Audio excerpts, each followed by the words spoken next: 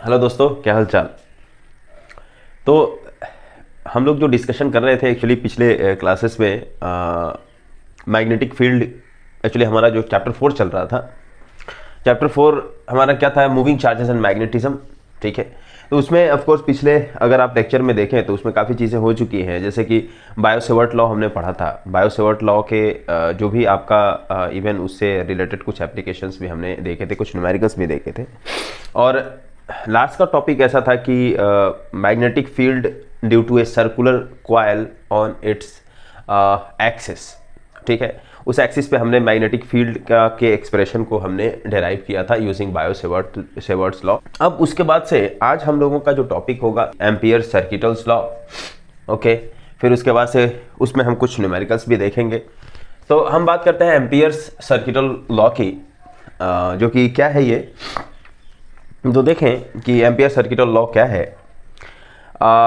Just मैं थोड़ा compare करूंगा। अगर आपने चूँकि इलेक्ट्रिक फील्ड एंड चार्जेस अगर आपने पढ़ा है, वहाँ पे गॉस लॉ आपने पढ़ा होगा, राइट। गॉस लॉ पढ़ा होगा। तो गॉस लॉ क्या है? गॉस लॉ क्या है कि जो इलेक्ट्रोस्टैटिक है, बेसिकली इलेक्ट्रोस्टैटिक के अंदर आपका क्या आता है, ये गॉस लॉ आता है, राइट। Gauss law.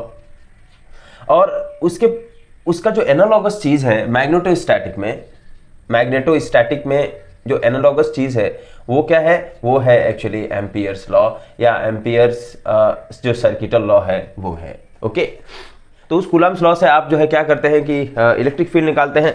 उसी तरीके से जो मैग्नेटोस्टैटिक में आते हैं आप, मैग्नेटोस्टैटिक में आप जो है कौन सा रूल अप्लाई करके मैग्नेटिक फील्ड निकालते हैं। तो जो बेसिकली जो स्क्रैच लॉ है वो कौन सा है, वो है बायो-सेवर्ट लॉ। बायो-सेवर्ट लॉ से आप जो है मैग्नेटिक फील्ड को कैलकुलेट करते हैं। फिर उसके बाद से इलेक्ट्रोस्टैटिक में फिर पीछे जाएं तो फिर इसी इलेक्ट्रिक फील्ड को हम गॉस लॉ से भी कैलकुलेट कर सकते हैं। मेरे ख्याल से आपने किया भी होगा, किसी चार्ज की वजह से आर डिस्टेंस पे इलेक्ट्रिक फील्ड कितना होता है, उसको गॉस लॉ से निकालने के लिए, गॉस लॉ से प्रूव करने के लिए कितना होगा, तो भी आपको पता होगा। इट इज जस्ट KQ/R² होता है, तो K इज 1/4πε0 ऐसा करके रखते हैं आप। उसी तरीके से आपका जो बायो-सेवर्ट लॉ है, बायो-सेवर्ट लॉ से भी आप मैग्नेटिक फील्ड निकालते हैं। क्या उसका कोई अल्टरनेटिव और लॉ है जिसकी वजह से हम निकाल सकते हैं? तो बेसिकली है तो जो एम्पियर्स लॉ है। इसका मतलब इलेक्ट्रोस्टैटिक में जो गॉस लॉ का रोल है वही मैग्नेटोस्टैटिक्स में एम्पियर्स लॉ का रोल है। That's it. ओके, जो एम्पियर्स लॉ है वो क्या है, तो जस्ट इसको मैं कंपेयर करूंगा गॉस लॉ से। जैसे एग्जांपल के तौर पे ये हमारा यहाँ पे होगा गॉस लॉ, और यहाँ पे होगा एक्चुअली यही जो एम्पियर्स लॉ है वो, या एम्पियर सर्किटल लॉ है वो। गॉस लॉ में हम क्या करते हैं, total electric flux through any close surface is equal to 1/ε0 times total charge enclosed by the surface. इसको हम कैलकुलेट करते हैं। कोई भी एक क्लोज सरफेस अगर आपने कंसिडर कर लिया, close surface in the sense जो अपने अंदर एक वॉल्यूम को कंटेन करे। For example you can consider a football is a close surface, उसके अंदर एक वॉल्यूम को कंटेन किया हुआ है, उसके अंदर एक क्लोज सरफेस है, वहां के उसके अंदर में आपने you have placed many charges Q1 Q2 Qn, number of charges आपने रख दिया। उसके बाद से गॉस लॉ क्या बोलता है? गॉस लॉ बोलता है कि आपका total electric flux through any close surface is equal to what, total electric flux that is phi through any close surface is equal to 1/ε0 into Q is the amount of charge or inside this surface or enclosed by this surface। ठीक है, electric flux को हम कैसे लिखते हैं? Integration, closed integration E.dA। मेरे ख्याल से ऐसा लिखा होगा आपने Qin/ε0। So this is basically हमारा क्या है, हमारा this is a Gauss law जो कि इलेक्ट्रिक फील्ड से रिलेटेड है। उसी तरीके से आपका सेम चीज आता है यहाँ पे एम्पियर्स लॉ में। यहाँ पे गॉस लॉ में जो सोर्स चीज है वो क्या है, सोर्स आपका इलेक्ट्रिक फील्ड। जब electric field, of course Gauss law से आप इलेक्ट्रिक फील्ड कैलकुलेट करते हैं। गॉस लॉ से जो इलेक्ट्रिक फील्ड कैलकुलेट किया जाता है, ये इलेक्ट्रिक फील्ड किसकी वजह से जनरेट हुआ है? ये इलेक्ट्रिक फील्ड आपका जनरेट हुआ है चार्ज Q की वजह से, राइट। उसी तरीके से यहाँ पे जब एम्पियर्स लॉ में आते हैं तो एम्पियर्स लॉ में मैग्नेटिक फील्ड को कैलकुलेट किया जाता है। तो मैग्नेटिक फील्ड किससे जनरेट होगा? जो आपका करंट होगा। ऑलरेडी हमने पढ़ा है इसी चैप्टर में, शुरुआत में आप देखें। So B is generated by the electric current, here E is generated by the charge Q। तो इसका मतलब यह हुआ कि यहाँ पे इलेक्ट्रिक फील्ड का जो सोर्स है वो चार्ज है, यहाँ पे मैग्नेटिक फील्ड का जो सोर्स है वो इलेक्ट्रिक करंट है। इसकी वजह से एम्पियर्स लॉ क्या है? एम्पियर्स लॉ ये बोलता है कि अगर आपका बहुत सारे करंट कैरिंग आपके पास वायर है, बहुत सारे करंट कैरिंग वायर है। जैसे बहुत सारा अगर आपने मान लिया यहाँ पे एग्जांपल के तौर पे यहाँ पे कुछ करंट है, let us consider I1 is flowing through it, I2 यहाँ से, I3 यहाँ से, I4 यहाँ से, ऐसा करके बहुत सारे करंट अगर है। आपको कहीं पे मान लेते हैं कि आपको एक मैग्नेटिक फील्ड B निकालना है मान लेते हैं, तो हम क्या करते हैं कि यहाँ पे एक लूप ड्रॉ करते हैं, मतलब it is just like this, मतलब एक लूप आप ड्रॉ करते हैं कि इस लूप के अंदर से ये जो है आपका करंट जो है पास करता है। तो मतलब ऐसा आप बना सकते हैं इसको कि अगर हम बात करें तो जैसे कि एग्जांपल के तौर पे इट इज लाइक दिस कि आपने इस लूप को बनाया, मतलब ये इसके अंदर से जा रहा है, इसीलिए मतलब मैंने ऐसा करके दिखाया है, ऐसा करके, ओके, ये हमारा ऐसा करके जा रहा है। अभी आप देखें कि यहाँ पे क्या करते हैं, यहाँ पे है integration E.dA is equal to total charge enclosed by the surface divided by epsilon naught. यहाँ पे क्या होगा, यहाँ पे आपका इस सरफेस को जो क्लोज सरफेस है उसको हम गॉसियन सरफेस बोलते थे, लेकिन यहाँ पे एक लूप ड्रॉ करते हैं। एक्चुअली लूप एक लूप है, मतलब ये एक्चुअली यहाँ पे क्लोज सरफेस होता है, यहाँ पे क्लोज लूप होता है। So this close loop is known as Amperian loop. इसको हम क्या बोलते हैं, it is a Amperian loop, ठीक है, इसी को हम एम्पीरियन लूप बोलते हैं। अब होता क्या है, जो लॉ है वो क्या है, जैसे यहाँ पे सरफेस से आपने इंटीग्रेशन किया है, यहाँ पे लूप में इंटीग्रेशन करेंगे। बेसिकली क्या होता है, किसी पॉइंट पे अगर आपको मैग्नेटिक फील्ड निकालना है तो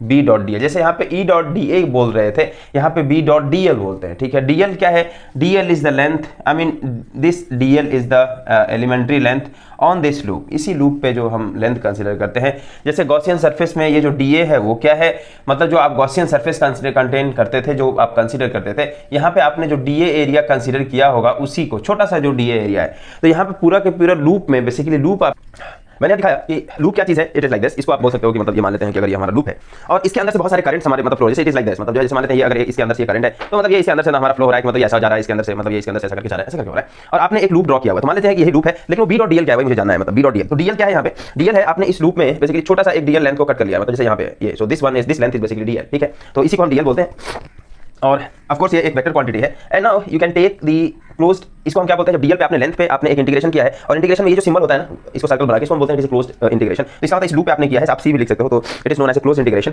सो this one is basically analogous to E.dA जो इलेक्ट्रोस्टैटिक में था, and this is equal to what, यहाँ पे इक्वल टू क्या है, 1/ε0 टाइम्स, लेकिन एप्सिलॉन का जो एनालॉगस चीज होता है यहाँ पे परमिबिलिटी ऑफ फ्री स्पेस जो कि म्यू नॉट है, और इनटू यहाँ पे क्या है, total charge enclosed by that Gaussian surface. तो क्योंकि ये चार्ज है, सोर्स यहाँ पे चार्ज होता है, यहाँ पे सोर्स क्या होता है, करंट होता है, तो यहाँ पे हम लिखते हैं total current inside that Amperian loop. तो बिल्कुल एनालॉगस लग रहा है कि नहीं लग रहा है कि यहाँ पे आपका जो होता है एक एम्पीरियन लूप ड्रॉ करते हैं जिसकी वजह से B.dl आता है, और इसको हम क्लोज इंटीग्रेशन करते हैं, that is equal to mu 0 times total current enclosed by that loop, और यहाँ पे E.dA is equal to Qin divided by epsilon 0। So this is basically Ampere's law, okay.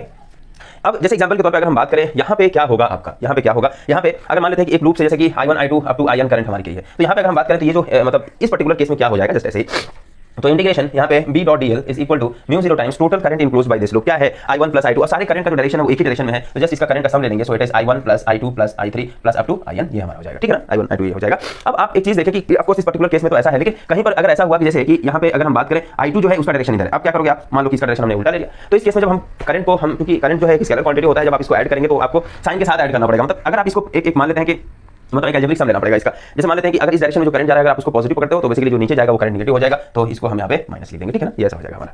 तो हमारा ये रहा जो एम्पियर्स लॉ है।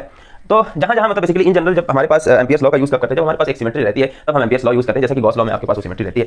गॉसियन सरफेस ड्रॉ करते हुए हम एक चीज का ध्यान रखते हैं कि गॉसियन सरफेस में आपने मेरे ख्याल से देखा होगा कि गॉसियन सरफेस में हम क्या क्या चीज करते हैं, अगर आपको याद है तो गॉसियन सरफेस जब हम ड्रॉ करते हैं उसके हर एक जो भी गॉसियन सरफेस आप लेते हैं उसके हर एक पॉइंट पे इलेक्ट्रिक फील्ड का मैग्नीट्यूड सेम होता है। Of course electric field different होगा due to the direction, since electric field is a vector quantity, तो मैग्नीट्यूड सेम होने की वजह से वहां पे हम क्या करते हैं, जब E.dA कंसीडर हम करते हैं E.dA cos थीटा, वहां पे हम ऐसा ही चूज करते हैं कि इलेक्ट्रिक फील्ड या तो उस गॉसियन सरफेस पे इलेक्ट्रिक फील्ड और एरिया वेक्टर का डायरेक्शन एक दूसरे के पैरेलल हो, या फिर उसके बाद से हम ऐसा चूज, जहां पे अगर आप ऐसा चूज नहीं कर सकते वहां पे आप देखिए कि गॉसियन सरफेस ऐसा चूज कीजिए कि इलेक्ट्रिक फील्ड और जो एरिया वेक्टर है वो दोनों एक दूसरे के परपेंडिकुलर हो जाए, that means theta become 90 degree. तो उस केस में क्या होता है कि जो E.dA है वो 0 हो जाएगा, लेकिन दूसरा वाला जो केस हमने पहले बताया कि जब पैरेलल हो जाएगा तो पैरेलल हो जाने से वो E.dA is equal to E.dA cos theta, जिसकी वजह से हमारा इलेक्ट्रिक फील्ड को हम इंटीग्रेशन से बाहर निकाल लेते हैं। तो बेसिकली जहां पर भी यहाँ पे अगर आपने इलेक्ट्रिक फील्ड को इंटीग्रेशन से बाहर निकाल लिया, इनफैक्ट वो कैलकुलेशन काफी आसान हो जाता है। हाँ, इलेक्ट्रिक फील्ड यहाँ पे हम बाहर निकाल लेंगे इंटीग्रेशन से तो काफी आसान हो जाता है। यहाँ पे मैग्नेटिक फील्ड को हमें बाहर निकालना होगा कि कैलकुलेशन आसान होने के लिए, ठीक है ना। ओके तो ये हमारा, फिर उसके बाद से इसका जस्ट एप्लीकेशन हमें पूछते हैं कि एप्लीकेशन क्या है। एम्पियर सर्किटल लॉ हो गया, और इसमें एक चीज़ और है कि magnetic field due to a infinite current carrying conductor और स्ट्रेट कंडक्टर। तो यहाँ पे मैग्नेटिक लिख देता हूँ मैं, magnetic field due to infinite current carrying straight conductor, ठीक है ना, ये चीज हमें लिखना है। तो अब बात करें हम कि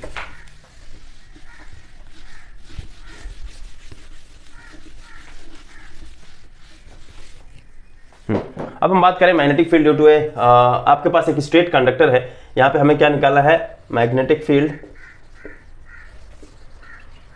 due to straight infinite conductor, ठीक है। और ऑफ कोर्स वो जो आपका एम्पियर्स लॉ का यूज करके हमें निकालना है, ठीक है ना। कैसे निकालेंगे, तो काफ़ी मतलब इसमें सिमेट्री होने की वजह से बहुत अच्छा हो जाता है, इसको आप बिल्कुल कैलकुलेट कर सकते हो। तो देखिए कैसे हम कैलकुलेट करते हैं। अगर आपको वही फिर से इलेक्ट्रोस्टैटिक में जो गॉस लॉ है, चार्ज की वजह से, किसी एक पर्टिकुलर चार्ज की वजह से आर डिस्टेंस पे जो इलेक्ट्रिक फील्ड कैलकुलेट किया जाता है, अगर आप गॉस लॉ से आपको पता है तो एम्पियर्स लॉ से भी काफ़ी इजी हो जाता है। तो हम एक स्ट्रेट कंडक्टर लेते हैं जो कि इनफाइनाइट है, मतलब ऐसा हुआ कि इधर भी जो वायर है आपका इन्फिनिटी की तरफ टेंड हो रहा है, इधर भी काफ़ी बड़ा वायर है, लंबा वायर है, और इसका मान लेते हैं कि इसके अंदर से जो हमारा करंट फ्लो हो रहा है, this current is basically I, एक स्टेडी करंट आई हमारा इसमें फ्लो हो रहा है, ठीक है। अच्छा चलिए यहाँ पे मान लेते हैं करंट का डायरेक्शन इज दिस वन, ठीक है। यहाँ पे करंट ऑफ कोर्स ये इधर ऐसा कर लो आप, ज़्यादा अच्छा है कि मतलब ये इधर जा रहा है। इससे आर डिस्टेंस पे, एक्चुअली आर डिस्टेंस पे मुझे क्या निकालना है, मुझे निकालना है कि what will be the magnetic field at this point R. मान लेते हैं कि ये पॉइंट हमारा पी है, इस पॉइंट पे हमें मैग्नेटिक फील्ड निकालना है। तो क्या करेंगे, तो देखिए कि एक आपके पास स्ट्रेट कंडक्टर, जैसे एग्जांपल के तौर पे ये मान लेते हैं कि स्ट्रेट कंडक्टर मेरा है, इसके अंदर से बहुत ही बड़ा ये लॉन्ग स्ट्रेट कंडक्टर है, ऐसा करके इसके अंदर से आई करंट हमारी फ्लो हो रही है। तो अगर आई करंट आपका फ्लो हो रहा है इसके अंदर से, तो इससे आर डिस्टेंस से मान लेते हैं कि यहाँ पे इस पॉइंट पे अगर हम मैग्नेटिक फील्ड कैलकुलेट करना चाहें तो कैसे करेंगे। इसका मतलब ये हुआ कि, और ऑफ कोर्स आपको एम्पियर्स लॉ से करना है, तो इसका मतलब ये हुआ कि एक एम्पीरियन लूप ड्रॉ करना पड़ेगा, एक एम्पीरियन लूप ड्रॉ करना पड़ेगा। उस एम्पीरियन लूप को आप कैसे ड्रॉ करोगे, तो एम्पीरियन लूप ड्रॉ करने का क्या आइडिया है कि बेसिकली आप एक ऐसा लूप ड्रॉ कीजिए जहाँ पे एटलीस्ट वो जो मैग्नेटिक फील्ड का मैग्नीट्यूड हो वो सेम रहे। ये एक ट्रिक होता है एक्चुअली एम्पीरियन लूप हुआ चाहे गॉसियन सरफेस हो, उसको ड्रॉ करने का, कि मैंने अभी बताया जो कि एक्सप्लेन किया वो चीज़। तो यहाँ पर भी सेम ट्रिक अपनाएंगे कि यार एम्पीरियन लूप को कैसे हम ड्रॉ करेंगे। तो जैसे मान लेते हैं कि हम क्या करेंगे कि एक लूप आर डिस्टेंस को, मतलब इसको आर को एक रेडियस मान के एक सर्कल ड्रॉ करेंगे एक्चुअली इसके अकॉर्डिंगली। जैसे एग्जांपल के तौर पे मान लेते हैं ये लूप मेरे पास है, आर डिस्टेंस पे जैसे कि यहाँ पे हम ऐसा करेंगे, देखो it is just like this, ये आपको दिख रहा है, ये ऐसा करके हम करेंगे, ये इसके सेंटर पे हो, ठीक है, ये इसके सेंटर पे हो, ये आर डिस्टेंस पे हमने किया। अब यहाँ से क्या फायदा क्या होगा आपका, देखिए आर डिस्टेंस पे जो भी पॉइंट आपको मिलेंगे, मतलब ये बेसिकली एक सर्कल बना, एक्चुअली यही एम्पीरियन लूप है। तो इस एम्पीरियन लूप के हर एक पॉइंट पे मैग्नेटिक फील्ड क्या होगा बताइए, इस एम्पीरियन लूप के हर एक पॉइंट पे जो मैग्नेटिक फील्ड होगा वो क्या होगा। मतलब यहाँ से एक एम्पीरियन लूप आपने ड्रॉ किया, ये एम्पीरियन लूप, इस एम्पीरियन लूप में कि हर एक पॉइंट पे मैग्नेटिक फील्ड क्या सेम होगा या डिफरेंट होगा, तो बेसिकली क्या होगा, डिफरेंट होगा, डिफरेंट नहीं होगा, डिफरेंट होगा। उसका रीजन ऑफ कोर्स, हाँ ठीक है कि मैग्नेटिक फील्ड का मैग्नीट्यूड सेम है, मैग्नीट्यूड सेम की होने की वजह से आप बोल सकते हैं क्या कि मैग्नेटिक फील्ड सेम होगा, नहीं। जब बात करते हैं मैग्नेटिक फील्ड का, magnetic field is a vector quantity, vector quantity में इसका मतलब आपको डायरेक्शन भी इंक्लूड करना पड़ेगा।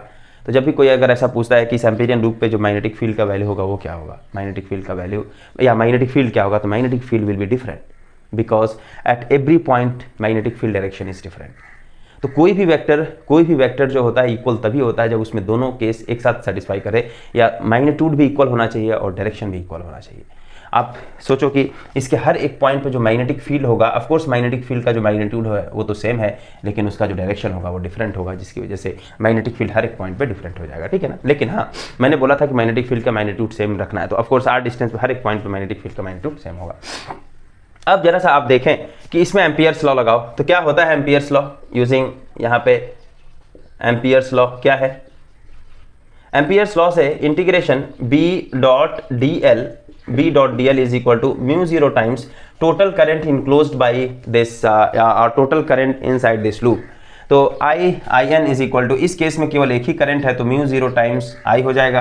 तो म्यू 0 टाइम्स I हो गया हमारा, ये कोई दिक्कत नहीं है इसमें। अब यहाँ पे B.dl is equal to what? So it is just like A.B। So A.B is equal to AB cos theta, तो B.dl is equal to BDL cos of theta. What is theta here? Theta is the angle between B and DL vector. तो यहाँ से अगर हम बात करें कि इस पॉइंट पे हमारा जो मैग्नेटिक फील्ड होगा, मैग्नेटिक फील्ड का डायरेक्शन और जो DL का डायरेक्शन, उसमें क्या होगा, जस्ट ये इस एंगल पे हम ध्यान दें, इस एंगल पे अगर हम ध्यान दें तो क्या होगा? तो ये एंगल जो होगा वो कितना हो जाएगा, जरा सा आप बताइए। तो जस्ट देखिए, आपके पास मेरे ख्याल से मैंने इसको कहीं पे बताया था, अगर नहीं बताया तो ऐसे याद रखना है कि जैसे ये मेरे पास मान लेते हैं करंट कैरिंग कंडक्टर है, तो हम क्या करते हैं, इसकी वजह से ऑफकोर्स मैग्नेटिक फील्ड जनरेट होगा या नहीं होगा? ऑफकोर्स ऑरस्टेड एक्सपेरिमेंट है कि करंट कैरिंग कंडक्टर अगर आपका है, ये बहुत ही जो फर्स्ट लेक्चर था उसमें ऑलरेडी हमने बहुत ही डिटेल में डिस्कस किया था ऑरस्टेड एक्सपेरिमेंट को। यहाँ पे एक करंट कैरिंग कंडक्टर है, इससे r डिस्टेंस पे अगर आपको मैग्नेटिक फील्ड निकालना है तो हम क्या करते हैं कि इसको हम अंगूठे के डायरेक्शन में पकड़ते हैं ऐसा करके। So this thumb will point the direction of current. So this is the direction of current, और आप क्या करो, उंगली को ऐसा मोड़ लो, मतलब it is like this. So this will point the direction of the current, and this curl, I mean this one will provide the direction of the magnetic field. Okay, इसका मतलब ये हुआ कि इस कैरिंग कंडक्टर है जिसका direction जो है करंट फ्लोइंग का ये इस साइड में है, तो हमारा जो मैग्नेटिक फील्ड होगा वो कैसा होगा? सो this is the direction of current, और ये हमारा मैग्नेटिक फील्ड का जो आप देख रहे हो कि जो ये उंगली का जो डायरेक्शन है, यानी कि एक सर्कल टाइप का है, और यही आपका देगा डायरेक्शन ऑफ मैग्नेटिक फील्ड। ठीक है, इसका मतलब क्या हुआ कि जैसे कि एक करंट कैरिंग कंडक्टर था और इसमें आपने ये लूप बना दिया, इसका मतलब ये हुआ इसके लूप के हर एक पॉइंट पे मैग्नेटिक फील्ड का डायरेक्शन किधर होगा? तो ऑफ कोर्स हर एक पॉइंट, कोई भी एक पॉइंट कंसीडर आप करोगे, जैसे एग्जांपल के तौर पे मैंने ये पॉइंट कंसीडर कर लिया, तो इस पॉइंट पे मैग्नेटिक फील्ड क्या होगा? इसके टेंजेंशियल डायरेक्शन में मैग्नेटिक फील्ड होगा। जैसे सर्कल में कोई पार्टिकल मूव करता है, एक सर्कल में कोई पार्टिकल, तो उस पे वेलोसिटी का डायरेक्शन क्या होता है? एक टेंजेंशियल डायरेक्शन लेते हैं कि नहीं लेते? उसी तरीके से हर एक पॉइंट पे जो मैग्नेटिक फील्ड का डायरेक्शन होगा वो उसके टेंजेंशियल डायरेक्शन में होगा। जैसे एक सर्कल है ऐसा, इसके पॉइंट पे हम मैग्नेटिक फील्ड क्या होगा? ये एक सर्कल होगा, यहाँ मतलब टेंजेंशियल डायरेक्शन, यहाँ पे क्या होगा? इसका टेंजेंशियल डायरेक्शन, यहाँ पे इसके टेंजेंशियल, ऐसा करके होगा। ठीक है, ऑफ कोर्स करंट डायरेक्शन ऐसा होना चाहिए, तब ऐसा होगा। करंट डायरेक्शन को आपने अगर उल्टा कर दिया तो मैग्नेटिक फील्ड जो है वो जस्ट इसका रिवर्स हो जाएगा। ओके, तो यहाँ पे इसका मतलब, चूंकि यहाँ पे देखिए करंट मतलब ऐसा है, और ये एम्पीरियल लूप को मैंने, मतलब ये जो प्लेन जो बोर्ड है ना, उस बोर्ड के हमने परपेंडिकुलर करके रखा है, मतलब बोर्ड का जो प्लेन है आपका ये, और जो लूप है बेसिकली एक दूसरे का परपेंडिकुलर है। तो इसका मतलब ये हुआ कि करंट हमारा जो मैग्नेटिक फील्ड होगा उसके इनसाइड जा रहा है, मतलब मैग्नेटिक फील्ड का जो डायरेक्शन होगा वो इनसाइड होगा। ठीक है, मतलब अगर हम बात करें तो इस पॉइंट पे मैग्नेटिक फील्ड जो होगा वो इनसाइड होगा, मतलब ऐसा अंदर की तरफ जा रहा है। ठीक, उसके बाद से जो DL होगा, जो भी आप DL कंसीडर करोगे, उस DL का भी डायरेक्शन अंदर की तरफ होगा या नहीं होगा? DL का भी डायरेक्शन अंदर की तरफ होगा। तो DL और मैग्नेटिक फील्ड, जैसे यहाँ पर ऐसा ही हुआ। आपने अगर इसको थोड़ा सा और विजुअलाइज करना है तो बेसिकली हम एक चीज कर सकते हैं कि अगर मान लेते हैं कि हमारा ये करंट का डायरेक्शन है, मान लेते हैं, ठीक है, तो इसका मतलब अब यहाँ पे जब एम्पीरियन लूप ड्रॉ करेंगे तो ये एम्पीरियन लूप जो होगा ये पूरा का पूरा इसी प्लेन के अंदर आ जाएगा, उसमें कोई दिक्कत नहीं है। यहाँ पे ऐसा हुआ, Amperian loop is this one. Okay, तो इसका मतलब इसकी वजह से हमारा जो मैग्नेटिक फील्ड होगा वो क्या होगा? मैग्नेटिक फील्ड का जो डायरेक्शन होगा ऐसा होगा, this is the direction of the magnetic field at any point. अब देखिए आप, मैग्नेटिक फील्ड का जो डायरेक्शन हुआ वो यहाँ पे हुआ, और जब DL आप कंसीडर करोगे तो मान लेते हैं अगर ये DL आपने कंसीडर किया तो DL का भी डायरेक्शन क्या है? DL का भी डायरेक्शन उसी डायरेक्शन में है जिधर मैग्नेटिक फील्ड का डायरेक्शन। कहीं भी छोटा सा DL आपने काट लिया और फिर उसके बाद से मैग्नेटिक फील्ड देखा, मैग्नेटिक फील्ड और जो DL का जो डायरेक्शन होगा वो दोनों एक ही डायरेक्शन में होंगे। तो सेम यहाँ पर भी वही चीज है। इसका मतलब ये हुआ कि यहाँ पे थीटा की वैल्यू कितनी हो जाएगी जब सेम डायरेक्शन में है? तो थीटा की वैल्यू 0 हो गई। So integration B.dl is equal to mu 0 times total current enclosed by that loop, that is I। Okay, अब यहाँ पे बहुत इंटरेस्टिंग चीज आया, एक्चुअली इसको बहुत जरूरी था एक्सप्लेन करना, क्योंकि इसमें और इसमें आप फर्क देखोगे। ये जो B.dl है और ये जो B.dl है, इसमें बहुत बड़ा फर्क है। क्या फर्क है? मेरे ख्याल से बहुत सारे स्टूडेंट समझ गए होंगे क्या फर्क है, क्योंकि यहाँ पे डॉट प्रोडक्ट ऑफ 2 वेक्टर्स और यहाँ पे just scalar product of 2 scalar things. ये जो B.dl है, आई मीन यहाँ जो B.dl है, इसमें B और dl दोनों वेक्टर क्वांटिटी है, लेकिन इसमें B और dl क्या है? Scalar quantity. और ये जो B है वो मैग्नेटिक फील्ड का स्केलर वैल्यू है, मतलब मैग्नेटिक फील्ड का मैग्नीट्यूड है। तो मैग्नेटिक फील्ड का जो मैग्नीट्यूड, मैंने इसीलिए बोला कि एम्पियर्स लॉ ऐसा, एम्पीरियन लूप ऐसा ड्रॉ करना है जहां पे जो मैग्नेटिक फील्ड का मैग्नीट्यूड है वो सेम हो। इसका मतलब क्या हुआ, इसके हर एक पॉइंट के पे मैग्नेटिक फील्ड का जो मैग्नीट्यूड है वो क्या है, वो है आपका कांस्टेंट हर एक पॉइंट पे। इसका मतलब जब कांस्टेंट है तब आप इसके इंटीग्रेशन से हम बाहर इसको लेके जा सकते हैं। इसका मतलब ये b integration dl that is equal to mu 0 times i। और ये क्या रिप्रेजेंट करेगा भाई, dl क्या है, dl जो है वो छोटा सा लेंथ है, dl आपने ये छोटा सा लेंथ कंसीडर किया है और इसको आप पूरा का पूरा इंटीग्रेट कर रहे हो, पूरा का पूरा इंटीग्रेट करो। इंटीग्रेशन का मतलब क्या हुआ, कॉन्टिन्यूअस समेशन। जैसे dl यहाँ मान लिया, फिर यहाँ dl मान लिया, छोटा सा यहाँ मान लिया, यहाँ मान लिया, यहाँ मान लिया, सभी जो dl1 है, dl2 है, dl3 सभी को आप जो है ऐड कर रहे हो। और जब सबको ऐड करेंगे तो आपको ये पूरा का पूरा पेरीमीटर मिलेगा या नहीं मिलेगा, सर्कल की लंबाई मिलेगी या नहीं मिलेगी, और सर्कल का लेंथ कितना होता है, अगर उस सर्कल का रेडियस अगर r है तो सर्कल का जो लेंथ होता है वो होता है 2 पाई r, perimeter of the circle. So this will be equal to b into 2 pi r, that is equal to mu 0 times current I enclosed by that loop. So now what is that? So b is equal to mu 0 upon 2 pi और ये हो जाएगा I over r। और इसको जो मुझे याद है वो इस तरीके का याद है। ऑफ कोर्स ऐसा बिल्कुल यही डेरिवेशन है, मतलब जो भी वैल्यूज है फाइनल वैल्यू यही है, mu 0 upon 4 pi 2 I upon r। तो ये है स्ट्रेट कंडक्टर की वजह से और इनफाइनाइट, ऑफ कोर्स इनफाइनाइट जो कंडक्टर है उसकी वजह से हमारा जो मैग्नेटिक फील्ड होगा वो वैल्यू होगा mu 0 upon 4 pi 2 I upon R. ठीक है, ये हमने किया इसमें। अब आप एक चीज़ यहाँ पे बोल सकते हो कि सर ये जो है आपका जो मैग्नेटिक फील्ड है ये तो स्केलर क्वांटिटी आपने लिख रखा है, अगर हम इसको वेक्टर फॉर्म में लिखना चाहें तो बिल्कुल आप लिख सकते हो वेक्टर फॉर्म में। इस प्रेजेंट सिचुएशन में अगर हम इसका वेक्टर फॉर्म लिखेंगे तो बेसिकली क्या लिखते हैं वेक्टर फॉर्म, बताइए कि कोई भी वेक्टर अगर आपके पास होता है, जैसे ए वेक्टर को अगर मुझे लिखना है तो ए वेक्टर में क्या होता है, एक मैग्नीट्यूड होता है और दूसरा होता है डायरेक्शन, इन्हीं दोनों चीज़ों का मल्टीप्लीकेशन होता है। ए के मैग्नीट्यूड को आप क्या लिखते हो, ए के मैग्नीट्यूड को आप ए से रिप्रेजेंट करते हो और उसके डायरेक्शन को कैसे रिप्रेजेंट करते हैं, direction is represented by unit vector. Okay, तो ये हो गया हमारा। उसी तरीके से आपका यहाँ पे देखिए बी का क्या है, मैग्नीट्यूड दिया गया है, इसका मतलब B vector is equal to क्या होगा, मैग्नीट्यूड ऑफ दिस बी और इसका डायरेक्शन, बस डायरेक्शन देखना है। अगर इस प्रेजेंट सिनारियो में आप डायरेक्शन देखोगे तो ये बेसिकली मैग्नेटिक फील्ड का जो डायरेक्शन है वो inside this one and perpendicular to this, तो यहाँ पे आप ऐसे भी लिख सकते हो। अब ऐसा आप कर सकते हो, ये हमारा एक यूनिट वेक्टर को रिप्रेजेंट कर रहा है, जो मतलब this is of course direction ही तो आपको लिखना है ना, direction pointing inside the plane of this board. तो ओके, तो ये हम ऐसा भी लिख सकते हैं, या कुछ भी, जैसे कि मान लेते हैं कि अगर आपने ऐसा डिफाइन किया कि जैसे कि हमारा ये x है, ये अगर y है, तो ऑफ कोर्स z डायरेक्शन जो होगा वो आपका इधर होगा, लेकिन इसका जो डायरेक्शन है वो इनसाइड जा रहा है, तो इसको हम ऐसा भी लिख सकते हैं कि ये जो है माइनस के कैप के डायरेक्शन में आपका होगा b वेक्टर। तो आप चाहे ऐसे लिखो चाहे ऐसे लिखो, लेकिन आपको ये बोलना पड़ेगा कि ये जो डायरेक्शन है वो क्या पॉइंट आउट कर रहा है। ठीक है ना, ऐसा करके हम जैसे आपको डायरेक्शन लिखना तो ये इसके साथ खेलना है, तब समझ में आएगा मजे से। ओके, एम्पियर्स लॉ के बेस पे हम एक न्यूमेरिकल देखेंगे, काफी इंटरेस्टिंग न्यूमेरिकल है वो। ओके, तो हमारा एक जो न्यूमेरिकल है वो ये है कि current I is flowing through a straight conductor, ये आपके पास एक स्ट्रेट कंडक्टर है और and is uniformly distributed across the cross section. अभी बताऊंगा यूनिफॉर्म डिस्ट्रीब्यूटेड का क्या मीनिंग है। Find magnetic field at a point R is greater than A is the radius of this one, जो हमारा सर्कुलर क्रॉस सेक्शन होगा उसका area है, और when R is greater then और इक्वल टू ए। तो इसका मीनिंग है, तो हमारे पास एक स्ट्रेट कंडक्टर है, it is just like this, ये काफ़ी अच्छा एग्जांपल है। एक स्ट्रेट कंडक्टर हमारे पास है, इसके अंदर से देखिए, इसको हम क्या बोलते हैं, इसको हम बोलते हैं ये क्रॉस सेक्शनल एरिया है। So this is known as the cross sectional area. इसके अंदर में जो करंट इसके अंदर से फ्लो हो रही है वो पूरे एरिया में यूनिफॉर्मली डिस्ट्रीब्यूट है। यूनिफॉर्म माने उसको जो डिस्ट्रीब्यूशन किया गया है वो क्या है, तो so current is basically distributed uniformly over this cross sectional area. ठीक है, ये एक्चुअली सबसे इंपॉर्टेंट पॉइंट है यहाँ पे कि यूनिफॉर्मली जो है वो हमारा करंट डिस्ट्रीब्यूट है। तो व्हेन R इज, देखिए यहाँ पे हमने जो करंट स्ट्रेट करंट मतलब यही है, हमने स्ट्रेट जो हमारा जो वायर है उसको दिखाया है, इसका रेडियस जो क्रॉस सेक्शनल हमारा जो सर्कुलर लूप बनेगा इसका, या जो हमारा सर्कुलर डिस्क बन रहा है उसका जो रेडियस है वो है हमारा a, और इससे r डिस्टेंस। तो यहाँ पे आपको दिख रहा होगा कि r जो है वो a से बड़ा है। इस पॉइंट पे हमें क्या निकालना है, मैग्नेटिक फील्ड निकालना है। कैसे करेंगे, तो एम्पियर्स लॉ के हिसाब से बहुत ही सिंपल हो जाता है ये कि जस्ट आप एक गॉसियन सरफेस ड्रॉ करो, तो ये गॉसियन सरफेस कुछ इस टाइप का हमारा मिलेगा। सो this is the Gaussian surface.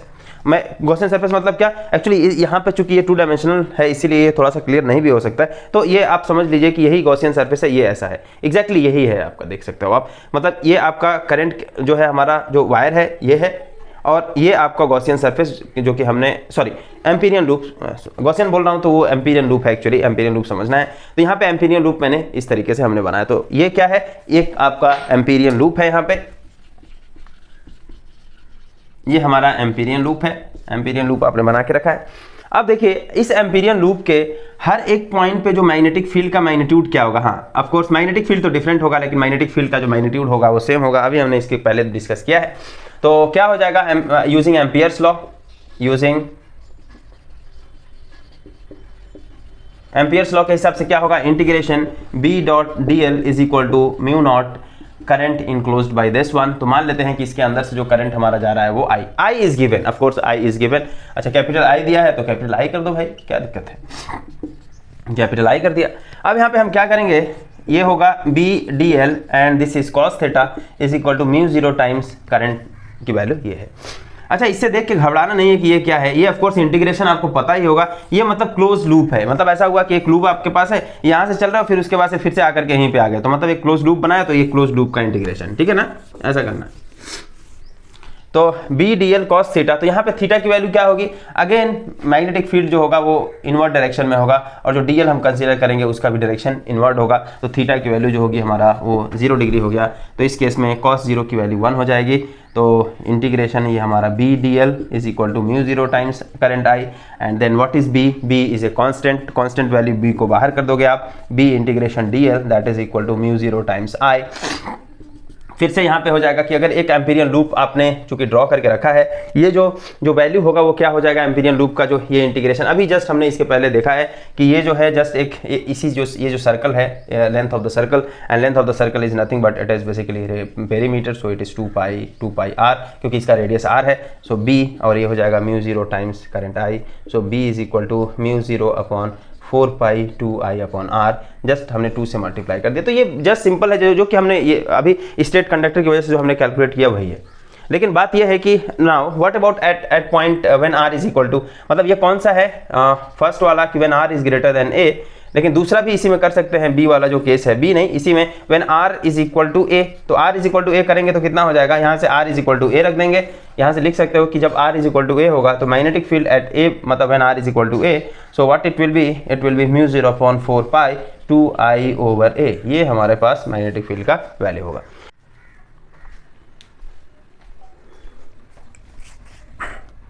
अब बात करते हैं कि ये हमारा जो मैग्नेटिक फील्ड है, अगर ये जो आपका करंट कैरिंग आपका जो वायर है, इसके अंदर किसी भी पॉइंट पे, जैसे एग्जांपल के तौर पे अगर हम बात करें कि मान लेते हैं इस पॉइंट पे अगर हमें मैग्नेटिक फील्ड निकालना है, तब क्या होगा, इसका मतलब इस केस में कि केस 2 क्या है, when are is less than A, R की वैल्यू इसका जो रेडियस होगा उस रेडियस से अगर कम है, मतलब मान लेते हैं कि इस पॉइंट पे, तो इस पॉइंट पे मैग्नेटिक फील्ड कितना होगा, तो हम क्या करेंगे, जस्ट एम्पीरियन लूप बनाना होगा आपको।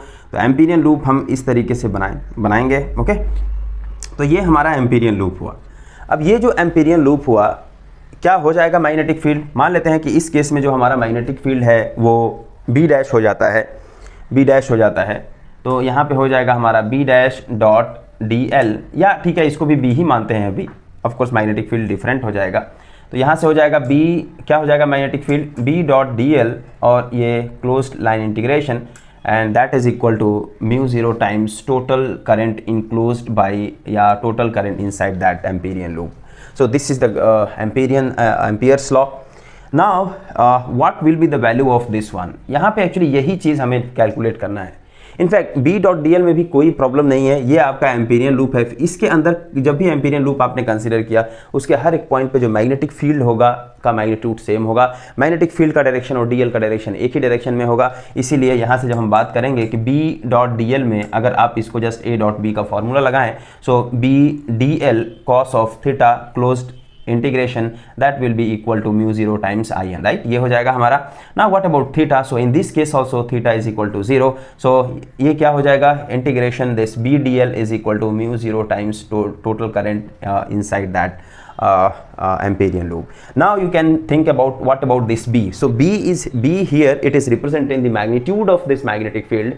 So you can put it out of the integration, and then what it will be, so it will be B multiplied by integration dl, that is equal to mu 0 times this IN.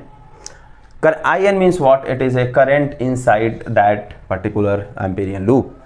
What about this one? So this will be equal to what? It is nothing but B into what is that? It is just a perimeter of that circle, and that will be equal to 2 pi r, which is equal to mu 0 times IN.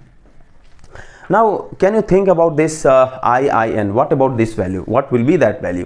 So here चलिए यहाँ पे देख लेते हैं, इस value को हम यहाँ पे रहने देते हैं। यहाँ पे क्या हो जाएगा हमारा IIN की वैल्यू क्या होगी, हमें बस यही निकालना है। तो अभी यही देखना है कि ये एम्पीरियन लूप के अंदर आपका कितना करंट हो रहा है, ठीक है, एम्पीरियन लूप के अंदर कितना करंट हो रहा है। जैसे एग्जांपल के तौर पे ये हमारा एरिया ऑफ क्रॉस सेक्शन था, राइट, ये वाला एरिया ऑफ क्रॉस सेक्शन था और करंट इसके अंदर से पूरा का पूरा फ्लो हो रहा है। हमने एम्पीरियन लूप कैसा बनाया है देख सकते हो आप कि this is a kind of Amperian loop, ये है एम्पीरियन लूप। इसका मतलब इस एम्पीरियन लूप के अंदर से कितनी करंट हमारी जा रही है वही हमें निकालना है। इसका मतलब ये हुआ कि जो करंट इधर से, मतलब जो बाहर से हमारा करंट जा रहा है, मतलब ये वाला करंट, जैसे ये वाला हुआ, ये करंट हुआ और ये करंट, अब इसको क्या आप कंसीडर करोगे? इसको कंसीडर नहीं करेंगे, क्योंकि एम्पियर्स लॉ में बेसिकली एम्पीरियन लूप के अंदर ही जो करंट होता है केवल उसी को कंसीडर किया जाता है, उसके बाहर के करंट को हम कंसीडर नहीं करते हैं। Just like a Gauss law कि गॉसियन सरफेस के अंदर जो भी चार्ज पार्टिकल्स हैं या जो भी चार्जेस आपके गॉसियन सरफेस के अंदर हैं, केवल आप उन्हीं को कंसीडर करते हो और किसी चार्जेस को हम कंसीडर नहीं करते हैं जो कि आउटसाइड में अगर होता है तो IN की वैल्यू क्या होगी? यहाँ पे IN की वैल्यू हमें निकालना है। तब यहाँ पे ये जो चीज़ है मैं बता रहा था कि ये जो यूनिफॉर्मली डिस्ट्रीब्यूटेड जो यहाँ पे जो चीज़ दिया गया है, ये दो वर्ड यूनिफॉर्मली डिस्ट्रीब्यूटेड, यहाँ पे इसका काम में आएगा, क्योंकि करंट जो है वो यूनिफॉर्मली डिस्ट्रीब्यूट किया गया है over this cross sectional area. उस केस में जो अगर कोई भी चीज़ यूनिफॉर्मली डिस्ट्रीब्यूशन में अगर है, यूनिफॉर्म डिस्ट्रीब्यूशन में है, इसका मतलब वहाँ से एक चीज़ आ जाती है कि उसकी जो डेंसिटी होती है, बेसिकली करस्पॉन्डिंग जो डेंसिटी होगा वो क्या होगा? सेम हो जाएगा। समझ में आ रहा है नहीं आ रहा है? जैसे एग्जांपल के तौर पे मैं आपको जस्ट एक एग्जांपल दे देता हूँ। एग्जांपल के तौर पे ऐसा हुआ कि मान लेते हैं कि मेरे पास एक मान लें कि एक हमारे पास एक बॉक्स है, लेट अस कंसीडर, और आपने यहाँ पे क्या किया है कि इसके अंदर मान लेते हैं कि हमने कुछ ऐसा मटेरियल्स भर दिया है। For example let us consider sugar पूरा का पूरा आपने इसमें भर दिया है। अब मैं बता रहा हूँ कि इसमें जो है, अगर मैं बोलूँ कि इस शुगर को आपने जो इस कंटेनर के अंदर डाला है, इसमें क्या है, शुगर जो है पूरी यूनिफॉर्मली डिस्ट्रीब्यूट किया गया है इस पूरे के पूरे कंटेनर के अंदर। तो यहाँ पे फिर होगा क्या? तो देखिए यूनिफॉर्म डिस्ट्रीब्यूशन का मतलब क्या है? यूनिफॉर्म डिस्ट्रीब्यूशन का मतलब है कि आपने कोई एक पर्टिकुलर वॉल्यूम यहाँ से कंसीडर किया, कोई भी एक पर्टिकुलर वॉल्यूम कंसीडर किया, इस वॉल्यूम के अंदर जितना अमाउंट ऑफ शुगर होगा, late us consider M1 amount of sugar है, ये वॉल्यूम एक्चुअली क्या है? V वॉल्यूम में, V वॉल्यूम छोटा सा एक वॉल्यूम कंसीडर किया, उसमें से सेम वॉल्यूम यहाँ से आप कंसीडर करो, सेम वॉल्यूम एग्जैक्टली कंसीडर करना होगा। सेम वॉल्यूम में के अंदर जितना अमाउंट ऑफ शुगर होगा, मान लेते हैं वो M2 और ये V वॉल्यूम के अंदर है, और अगर आप बोलते हो कि ये जो है यूनिफॉर्म डिस्ट्रीब्यूशन है शुगर का इसमें, इसका मतलब M1 must be equal to M2, तो जितना अमाउंट होगा वो हमारा सेम होगा, that is known as the uniform distribution. इसी तरीके से यहाँ पर ये चीज़ बोला गया है कि जो करंट है वो यूनिफॉर्मली डिस्ट्रीब्यूट किया गया है over the entire this cross sectional area. तो उस केस में क्या हो जाएगा हमारा कि ऑफ कोर्स इसके अंदर से जो हमारा करंट जाएगा वो आप देख सकते हो, जो इसके अंदर से करंट जाएगा वो केवल यही वाला हम करंट कंसीडर करेंगे, राइट। तो ये current of course this current is, ये जो हमारा मान लेते हैं कि ये I डैश करंट है जो कि एम्पीरियन लूप के अंदर है, I dash must be equal to I होगा कि नहीं होगा? ये जो आपका पूरा करंट था उस करंट से हमारा कम है। मतलब ये तो बिल्कुल ऑब्वियस है, जैसे कि इसके अंदर से अगर पूरा का पूरा करंट अगर आपका I है, तो अगर छोटा सा जो गॉसियन सरफेस आपने कंसीडर किया है, इसके अंदर से जो करंट जाएगी वो करंट हम I डैश मान रहे हैं और I dash must be equal less than I होगा, ठीक है। लेकिन यहाँ पे यही जो I डैश है, जो IN है, उसको हम I डैश मान रहे हैं, और ये I डैश किसके बराबर होगा? तो करंट जो यूनिफॉर्म डिस्ट्रीब्यूशन है उसको हम बात कर लें। इसका मतलब ये हुआ कि इसका current per unit area, actually वहाँ पे क्या होता है कि जो करंट डेंसिटी है it is a current per unit area. Current per unit area का मतलब क्या हुआ? इसका अगर एरिया हमने क्या ले लिया, मान लेते हैं कि यही था ना, यही इसका एरिया एक्चुअली रेडियस A है और इसके अंदर से पूरी की पूरी I करंट जा रही है, देन व्हाट इज डेंसिटी? तो current by area, so it is I divided by area, and area कितना हो जाएगा इसका? Pi into A square. ये क्या हुआ? This is the current density and this must be equal to the current density over this one। मतलब इस area से कितना हमारा करंट जाएगा या कितना करंट डेंसिटी होगा, that is equal to I dash divided by pi into R square, small r square, ठीक है ना। ये हो जाएगा हमारा, क्यों? क्योंकि उस केस में इसका जो रेडियस था वो इस बार R था, हमने कंसिडर किया वो जो छोटा वाला जो एम्पीरियन लूप है वो, ठीक है। समझ में आ रहा नहीं आता? ये क्या रिप्रेजेंट कर रहा है भाई? ये रिप्रेजेंट कर रहा है बेसिकली डेंसिटी। एंड यहाँ पे जैसे कि डेंसिटी जो हो गई, अगर इसको आपने J1 J2 मान लिया होता, डेंसिटी अलग अलग, लेकिन यूनिफॉर्म डिस्ट्रीब्यूशन होने की वजह से ये दोनों चीज must be equal to this. अगर यही चीज नहीं होता तो of course you can not consider this one. अगर यूनिफॉर्म डिस्ट्रीब्यूशन नहीं होता तो ये आप इसको बिल्कुल भी कंसीडर नहीं कर सकते थे। समझ में आ रहा है? तो जैसे ही आपने ये कंसीडर किया, आई डैश की वैल्यू आपकी निकल गई। I dash is equal to क्या हो जाएगा, I into pi R square divided by pi A square. This is equal to I, pi से pi cancel, it is R square divided by A square. यहाँ पे जो magnetic field आएगा वो कितना आ जाएगा, यहाँ पे जहाँ पे हम बात करें B into two pi R is equal to mu zero times this I N. So what it will be equal to B is equal mu zero divided by two pi R into I N मतलब I dash. और यही आई dash की value हम यहाँ से उठा करके रख देंगे। So what it will be I into R square, so it is mu zero upon two pi, और ये कितना हो जाएगा आई डैश की वैल्यू इंटू आर, और आई डैश की वैल्यू है I into R square divided by A square. R से एक आर कैंसिल हो जाएगा, तो क्या आपके पास बचेगा mu zero upon two pi, और ये हो जाएगा I divided by A square into small are. और इसको जस्ट उसी फॉर्म में अगर लेके आए कि mu zero upon four pi वाला जो फॉर्म है वो, so B is equal to this mu not divided by four pi and this is equal to two I over A square into R. तो ये हमारा रहा मैग्नेटिक फील्ड की value when are is less than A, जब आपका ए से छोटा होगा तब। अब जस्ट आप इसको थोड़ा समराइज करके आप यहाँ पे लिख सकते हो कि बेसिकली जो मैग्नेटिक फील्ड हुआ वो क्या क्या वैल्यू आई। तो मैग्नेटिक फील्ड का जो वैल्यू आया है वो आया है कि B is equal to mu zero divided by four pi two I over r when are is greater than a, and this is equal to mu naught over four pi and this is equal to two I divided by A square into small are, और when are is less than a, और of course is equal to a पे यही r जो है a r is equal to ए हो जाएगा। अब यहाँ पे ऑफ कोर्स ये जो वैल्यू है ये वैल्यू आपका कांस्टेंट है। तो यहाँ पे एक चीज़ देख सकते हो आप, इन दोनों इक्वेशन से ये दोनों जो आपके इक्वेशन बने हैं, यहाँ पे एक चीज़ कंफर्म हो जाता है कि B is proportional to 1 upon r when are is greater than a, और यही है प्रोपोर्शनल टू आर होता है when are is less than a है कि नहीं। अब जस्ट इसको अगर हम प्लॉट के टर्म्स में दिखाएं कि अगर हम इसको प्लॉट कर लें तो वो जो है किस तरीके से आपको प्लॉट वो दिखेगा। तो इसको मिटा देता हूँ, ओके। तो बहुत ही इंटरेस्टिंग एक्चुअली वो प्लॉट हमारा वो इंटरेस्टिंग प्लॉट दिखता है, काफ़ी अच्छा है। यहाँ पे अगर ये डिस्टेंस r कंसीडर करो, यहाँ पे मैग्नेटिक फील्ड B आप कंसीडर करें, तो let us consider at this point r is equal to a है। मतलब आपका क्या हुआ कि r is equal to a, मतलब ये हुआ कि आप जो है इसके जस्ट बाउंड्री पे आप चले गए, और ये रीजन क्या होगा, r is less then a, कि ये वाला जो रीजन ऑफ कोर्स ये 0 है, तो ये आपका वो मतलब ऐसा हुआ कि ये रीजन क्या डिफाइन करेगा, इनसाइड दिस वायर, राइट, उस वायर के अंदर ही आप हो। और ये region r is greater than a, मतलब ये रीजन क्या डिफाइन करेगा, आप वायर से बाहर किसी पॉइंट को कंसीडर आप कर रहे हो। तो when r is equal to a, magnetic field की जो वैल्यू है कुछ होगी, क्या होगी, r is equal to a, magnetic field is mu zero upon four pi two I upon r. But what about when r is greater than a, तो r की value जैसे जैसे आप बढ़ाते जाओगे मैग्नेटिक फील्ड की वैल्यू क्या होगी, कम होती जाएगी या ज़्यादा, क्योंकि r इज प्रोपोर्शनल टू या इनवर्सली प्रोपोर्शनल टू r की वैल्यू बढ़ाते जाएंगे मैग्नेटिक फील्ड कम होता जाएगा, ठीक है। तो और मैग्नेटिक फील्ड जैसे कि यहाँ पे r is equal to a पे this is the magnetic field, लेकिन r इज ग्रेटर देन ए पे मैग्नेटिक फील्ड जो है वो छोटा होता जा रहा है, मतलब it is like this. Magnetic field कैसा हो रहा है, r इज ग्रेटर देन ए पे जो मैग्नेटिक फील्ड है इट इज लाइक दिस, ये हमारा मैग्नेटिक फील्ड कम होता जा रहा है। When r is less then a, r is less then a, आप सोच सकते हो कि when r is less then a, तो b जो है इज प्रोपोर्शनल टू r है। b प्रोपोर्शनल टू r का मतलब क्या है, यहाँ से बिल्कुल इस चीज़ को कर सकते हो आप कि b इज इक्वल टू, ये एक पूरा का पूरा एक कांस्टेंट होगा या नहीं होगा। आपके पास जब अगर ये चीज़ दिया गया है कि एक वायर जिसके अंदर से आई करंट फ्लो हो रही है, तो एक्चुअली यहाँ पे दो चीज़ कांस्टेंट हो जाता है, करंट की वैल्यू कांस्टेंट हो जाती है, एक आपका ऑफ कोर्स ये जो रेडियस है वो कांस्टेंट हो गया। तो इसका मतलब ये हो जाएगा कि ये जो mu zero upon four pi two I upon A square this is constant, और इसको कांस्टेंट को c आप मान लें इंटू आर, ये हुआ।